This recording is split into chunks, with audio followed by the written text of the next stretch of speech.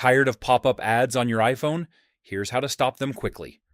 First, open the Settings app on your iPhone. Scroll down and tap Apps, then find Safari. Inside Safari settings, look for Block Pop-ups and toggle it on. This will stop pop-up ads while you browse in Safari. If you use Google Chrome instead, the process is a bit different. Open Chrome, tap the three dots at the bottom right, then go to Settings. Next, tap Content Settings. Find Block Pop-ups and toggle it on.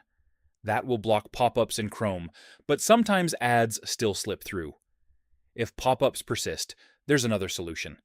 Go to the App Store and search for pop-up blocker apps. You can try options like Adblock Pro for Safari, Brave browser, or DuckDuckGo. Install the app and follow its instructions to block unwanted pop-ups completely. And that's it. No more annoying pop-up ads on your iPhone.